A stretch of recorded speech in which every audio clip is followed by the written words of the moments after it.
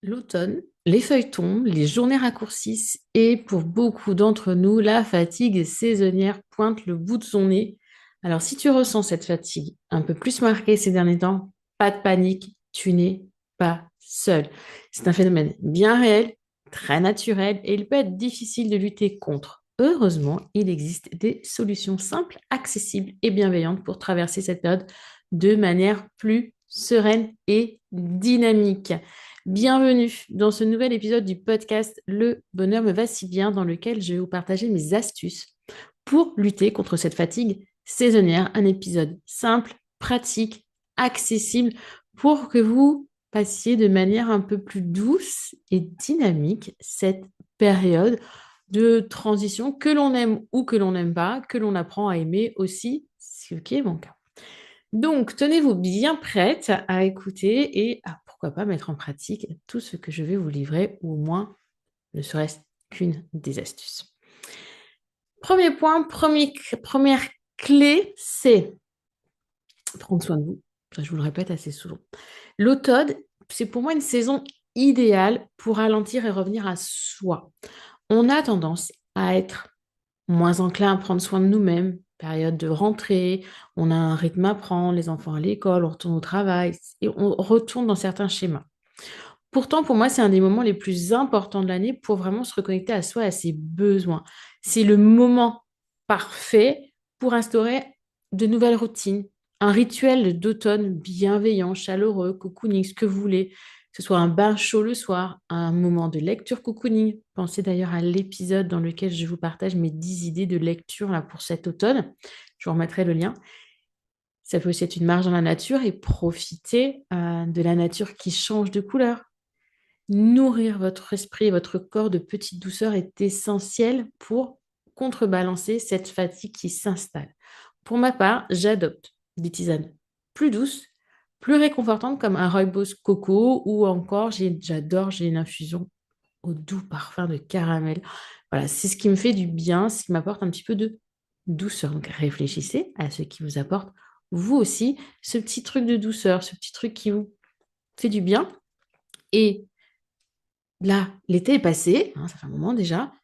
On a repris un rythme, mais est-ce que vous avez réfléchi à un moment donné à ce qui vous ferait du bien au quotidien? Quelles étaient les routines qui viendraient soutenir votre énergie pendant cette transition? Je ne crois pas.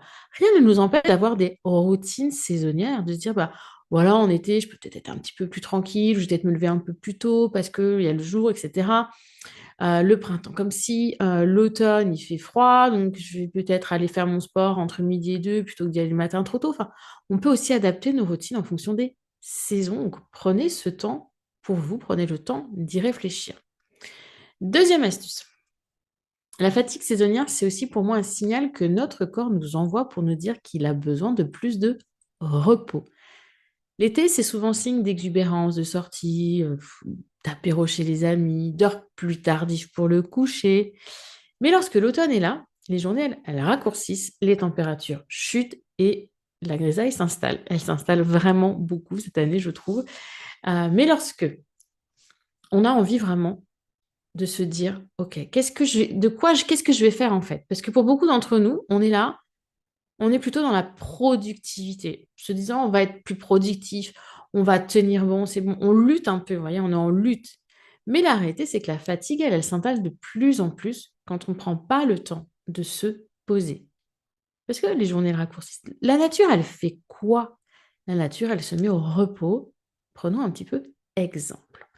Aussi, prioriser le repos, c'est accepter d'écouter le rythme de la nature. Donc, redécouvrir peut-être un rythme plus approprié pour les heures de coucher, s'accorder une sieste le week-end ou pourquoi pas des moments de pleine conscience grâce à, par exemple, des exercices de respiration. Accepter cette baisse d'énergie qui est naturelle, ne pas vouloir absolument lutter contre, sans culpabiliser, vous permettra de mieux vivre cette période. Donc, apprenez à écouter votre corps, à adapter votre rythme. Cela passe par des moments de calme, de détente, de pause, de respiration. Petit aparté chronotype. J'ai un épisode aussi dessus, je vous mets aussi le lien. Le chronotype, donc le cycle naturel de chacun, joue un rôle fondamental dans notre gestion de l'énergie. Si vous êtes un loup, peut-être que vous trouverez qu'une sieste dans l'après-midi sera plus réparatrice pour vous. Pas un loup, un lion. Si j'inverse lion et loup, on est complètement à l'opposé. Donc, si vous êtes un lion, peut-être qu'une sieste en début d'après-midi vous fera le plus grand bien. Tandis que si vous êtes un loup, vous aimeriez vous lever un peu plus tard. Peut-être que vous pouvez aménager un petit peu votre planning pendant l'automne et l'hiver et le rechanger printemps-été, potentiellement. Donc, acceptez de ralentir à l'heure qui convient le plus à votre corps quand cela vous est possible en fonction donc, de votre rythme biologique. Votre rythme, justement. Troisième point, bougez. Parce que l'automne, ce n'est pas une saison qui doit vous mener à l'immobilisme absolument. Bien au contraire, je trouve que rien faire, c'est parfois pire que tout. Morale dans les chaussettes, procrastination, baisse de la confiance en soi. On ressort de l'hiver, on est au bout du rouleau, on n'en peut plus. Non, ce n'est pas une option pour vous aider à traverser cette période. Et à l'inverse, loin de moi l'idée de vous lancer dans un marathon, sauf si c'est ce que vous souhaitez. Il est par contre important d'introduire des activités physiques douces dans vos journées et ou semaines.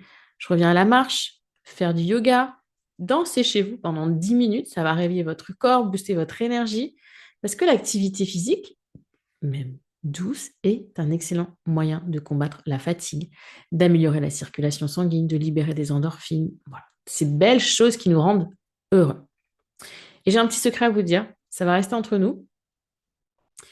Lorsque je mets ma bouilloire à chauffer dans ma cuisine, je mets soit une musique douce, soit une musique plus dynamique et je bouge mon corps comme bon me semble. Soit je fais du style un peu du stretching pour me mettre dynamique, soit je danse de manière un peu plus fluide, soit je danse de manière plus dynamique. Bref, je fais bouger mon corps comme j'ai envie de le faire à ce moment-là et ça m'apporte soit de la douceur, soit ça me met en énergie en fonction de ce dont j'ai besoin à ce moment-là. Ça dure 2-3 minutes. Des fois, la bouilloire, elle a fini, la musique pas encore.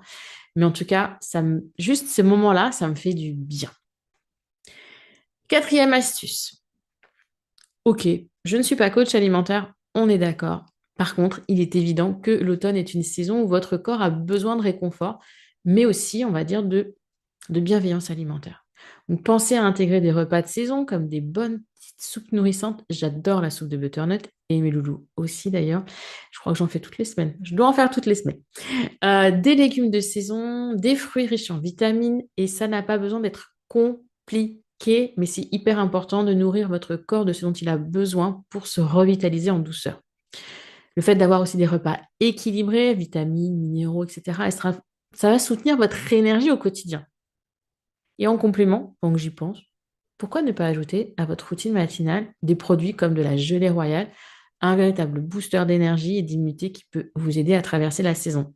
Attention, gelée royale, attention, vous l'achetez, attention à ce que vous prenez, il y a de tout. Elles viennent parfois de pays d'Asie et je ne suis pas sûre que ce soit vraiment que de la gelée royale. Enfin, voilà. Faites attention, vous l'achetez. Mais en tout cas, pour cette partie alimentation, pour moins vous prendre la tête, établissez par exemple vos menus au mois plutôt qu'à la semaine. Pratiquez le batch cooking au moment le plus opportun pour vous et vous serez ainsi moins dans le rush la semaine en rentrant chez vous le soir. Je trouve qu'en automne, les plats qui nous font envie sont souvent des petits plats mijotés qui se conservent mieux au frigo, au congélateur que les salades en été. Donc profitez-en un maximum. Faites des plus grosses portions et si vous avez la possibilité, vous les congeler. Comme ça, vous en mangez cette semaine et vous en mangerez encore la semaine prochaine, mais vous n'aurez pas besoin de le recuisiner. Cinquième astuce. Alors, automne rime avec journée plus courte. Grisaille aussi, ce qui va accentuer cet effet d'énergie et d'humeur aussi basse.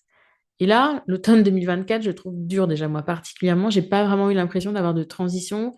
J'ai eu la chance de partir au Portugal cet été, donc d'avoir un très beau soleil pendant 3 semaines. Mais en dehors de ça, je suis à la recherche du soleil. Donc, astuce toute simple pour lutter contre cette fatigue, c'est de maximiser votre exposition à la lumière naturelle. Même si les journées sont plus courtes, que le ciel n'est pas joliment bleu, essayez de sortir un minimum tous les jours, 15 à 20 minutes, de respirer l'air, de chercher la lumière qui peut se dégager malgré derrière des nuages, à part quand vous êtes dans le brouillard, plus compliqué. Si vraiment vous êtes d'ailleurs à un point où si vous sentez que cette lumière vous manque, pensez à la luminothérapie, qui peut être un excellent complément. C'est un moyen efficace de stimuler votre humeur et de lutter contre la baisse d'énergie. Personnellement, je réfléchis à investir dans une lampe, à utiliser soit au petit déjeuner le matin, soit dans mon bureau. Parce que la lumière aide réellement à réguler notre horloge biologique et à maintenir une bonne production de vitamine D, ce qui est juste essentiel pour notre bien-être général. Surtout en automne, on en manque. Sixième, et on revient un peu plus à du développement personnel, ça devrait vous parler. Baisse de tonus saisonnière, ça peut être accompagné d'un manque de motivation. On est OK. Et d'ailleurs, c'est pour ça que je vous dis souvent de profiter de l'été pour avancer sur vos objectifs. Souvent, nous, l'été, c'est un peu le cigare et la fourmi. Pam pam, je fais la fête, tout va bien, je m'amuse, voilà. La cigale, elle chante, hein. Mais l'hiver venu, elle n'a rien fait. Elle n'a rien mis dans ses réserves. Bah, pourquoi aussi nous, on ne profite pas plus de l'été pour avancer sur nos objectifs concrètement dans cette énergie et l'automne va nous servir à redescendre un petit peu. Donc moi, pour vous aider en tout cas à garder une certaine dynamique, je pense qu'il peut être important de vous concentrer sur les petits bonheurs du quotidien. Prenez 5 minutes chaque jour pour noter 3 choses pour lesquelles vous êtes reconnaissante. La gratitude va vous aider à changer d'état d'esprit et à redonner de la valeur à votre quotidien. Ça va permettre de créer une bulle de positivité, ce qui contrebalance la fatigue et les pensées négatives. Plus vous cultiverez cette gratitude et cet optimisme, plus vous serez dans une énergie positive et bénéfique pour affronter l'automne avec sérénité. Dernier point, acceptez l'automne. Acceptez ce rythme, vraiment, et réévaluez vos attentes. Je vous l'ai déjà dit, la nature elle-même, elle ralentit. Il est donc tout à fait normal que vous ressentiez vous aussi le besoin de diminuer votre rythme et d'aligner vos actions avec ce changement de saison. Ne soyez pas trop dur avec vous-même, même si vous n'avez pas la même énergie qu'en été, c'est normal. Ce n'est pas une faiblesse, mais un moyen de mieux prendre soin de vous. Au lieu de vous imposer une fois de plus des attentes de performance élevées, adaptez vos objectifs à cette saison. Quand vous posez vos objectifs de l'année, soyez consciente que vous n'êtes pas 12 mois à fond 100% productif, vous n'avez pas pendant 12 mois la même énergie. C'est aussi ça, l'organisation, la structuration et la gestion de son temps, c'est prendre conscience que nous sommes cycliques, il y a 4 saisons, on vit avec ces saisons, tout comme on vit avec notre cycle menstruel. Donc ça, c'est hyper important. Si je vous demande d'être aussi productive le premier jour de votre règle que le jour de votre ovulation, c'est pas la même, vous n'êtes pas n'êtes pas dans la même énergie. C'est la même chose avec les saisons. Donc, l'automne, pour moi, c'est plutôt une période propice à l'introspection, à la récupération, ralentir et prioriser le bien-être là, plutôt que la productivité vous permettra de profiter et surtout, au final, de, comment vous dire, de profiter au maximum de cette saison, de la rentabiliser, et je mets des guillemets, pour arriver au printemps dans une meilleure énergie, une meilleure forme et repartir sur les chapeaux de roue plus rapidement. Souvent, on arrive après l'hiver, le printemps, on a du mal à se remettre dedans parce qu'on a voulu lutter contre soi, on a voulu forcer pendant les 2 saisons où notre corps a besoin de récupérer. Alors que si on récupère, si on prend soin de soi, eh bien, on va repartir plus facilement. Donc oui, on se recentre, on réévalue ce qui est important, et ça peut être le moment pour moi juste idéal de pratiquer du journaling et de travailler votre part d'ombre à travers, par exemple, des exercices d'introspection. Imaginez-vous, par exemple, recroqueviller en vous. Qui découvririez-vous?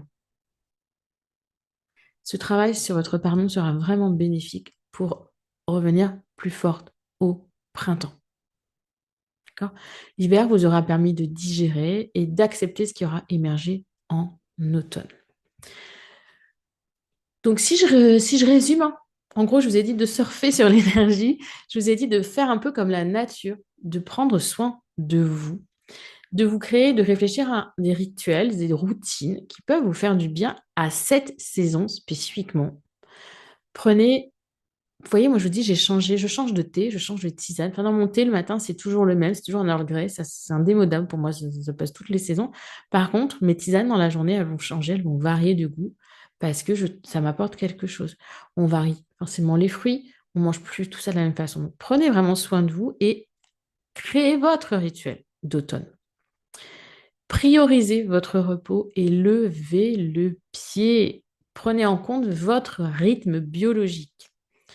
Ça ne vous empêche pas de bouger à votre rythme, d'avoir une activité physique et de vous mettre en fait dans une énergie, de ne pas rester cloîtré chez vous, enfermé sous un plaid à regarder des séries Netflix du soir au matin. On peut faire ça peut-être une journée ou 2 journées, mais il y a un moment donné où le corps il a besoin de mouvement. Plus on va rester dans cet immobilisme, plus on va rentrer dans une fatigue accrue. On va aussi manger mieux. Ça ne veut pas dire prendre du poids, c'est manger mieux, mais parce que c'est sûr que si on est dans l'immobilisme et qu'on mange des bons petits plats de saison, il y a un déséquilibre. Donc c'est ça où ça devient compléter. Votre corps vous parle. Écoutez aussi son intuition. Ça, je ne vous l'ai pas dit, mais il sait ce dont il a besoin. Clairement, à cette période de l'année, si vous le mettez entre une tomate et une butternut, il va peut-être plutôt aller vers la butternut parce qu'il va y trouver quelque chose peut-être de plus réconfortant que dans la tomate qui est quand même qui explose, qui est fraîche, etc. Ouais, donc notre corps est bien fait, suivez aussi votre intuition et nourrissez-le avec ce dont il a besoin. Pour cela, vous pouvez mettre en place des menus types et faites comme moi, vous inversez des fois les jours parce que votre intuition vous dit que ce jour-là, vous n'avez pas envie de manger ça. Mais c'est pas grave, c'est le lendemain et on inverse. On s'adapte aussi. N'oubliez pas. La lumière. Chassez la lumière. Soyez des chasseuses de lumière. En ce moment, personnellement, à Blois, je ne l'ai pas beaucoup vue depuis fin octobre, mais en tout cas, il y a déjà moins de brouillard. Donc, on perçoit quand même une certaine luminosité et pensez à la luminothérapie pour celles qui, comme moi, n'ont pas la chance de vivre dans le sud, qui a une forte, beaucoup plus d'ensoleillement en tout cas que ce qui est pour moi en région centre. 6e et 7e point, c'est vraiment pour moi de cultiver en fait un travail sur soi, d'introspection, d'analyse, de comprendre ce qui nous fait plaisir, de comprendre ce qui nous fait du bien grâce à la gratitude.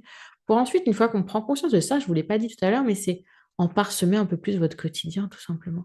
Ah, ça, c'était cool. Ah, ça m'a fait du bien. Quand est-ce que je le refais, ça? Quand est-ce qu'on... Ah, etc. Et puis, oui, ce travail introspectif, ce travail vraiment de... Je reviens à l'intérieur de moi, je réévalue mes attentes, je me reconnecte à mes valeurs, je me reconnecte à mes besoins. Et puis, j'étudie ma pardon. Qu'est-ce qu'elle me dit? Qu'est-ce qu'elle me veut? Qu'est-ce qu'elle est? Pour pouvoir m'accepter, en fait, dans mon entièreté.